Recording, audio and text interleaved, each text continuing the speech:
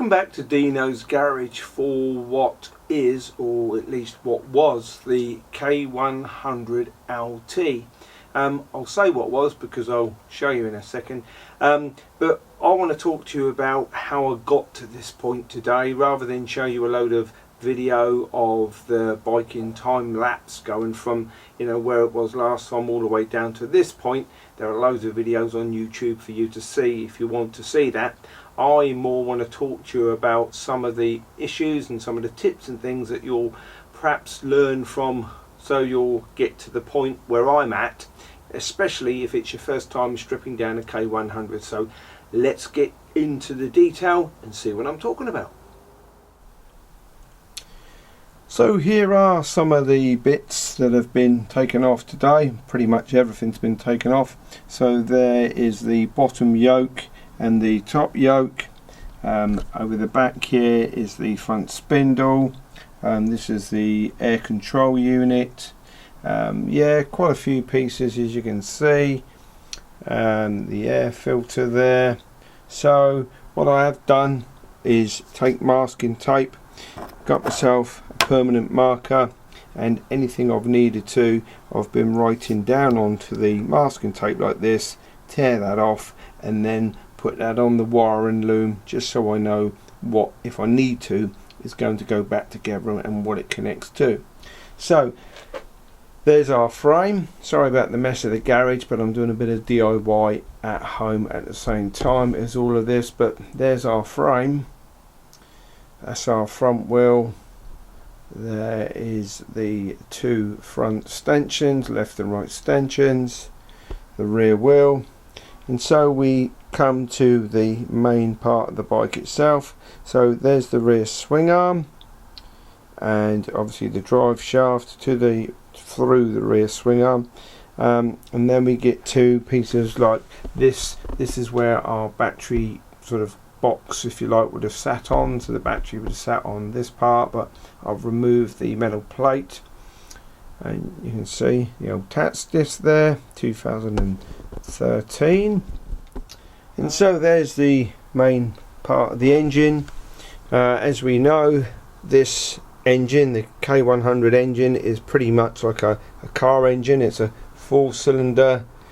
It sits transversely in the frame. So this end is your spark plug and your head, and then you go down to this end.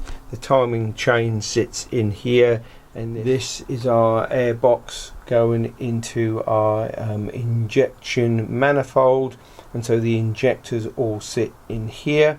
I do have to get a vacuum cleaner and suck all of this out before any debris does fall down, because as I try to pull the injector sort of manifold line off of here, it just sort of popped out the injectors completely from within the intakes there going in. So this is our fuel line, just basically a bar that has your injectors sit in there.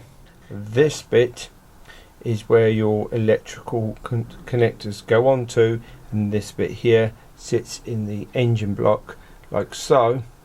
So when you get an electric signal, opens up a valve and spurts sort of atomized fuel into the intake, which goes down into here.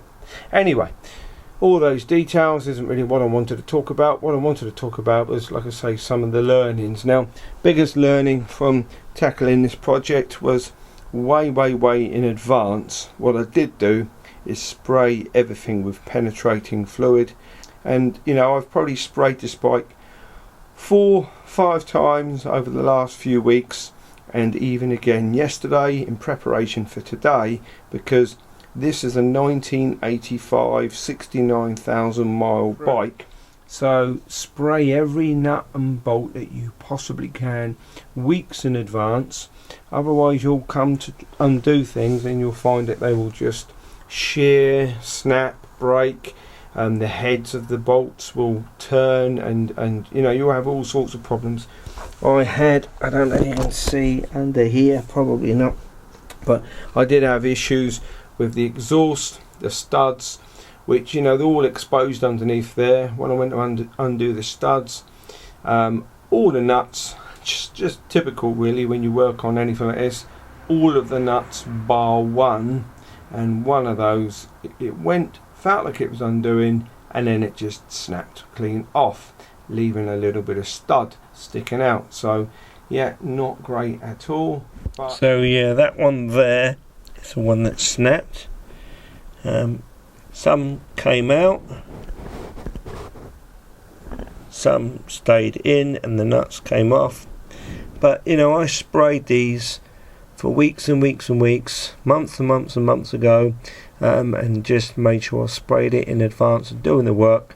But still, you know, you are going to have problems, and you can see the extent under there of, you know, the weather, the salts and everything that goes on and kind of gets in, and it's going to cause you problems. So yeah, my advice is to spray everything that you possibly can.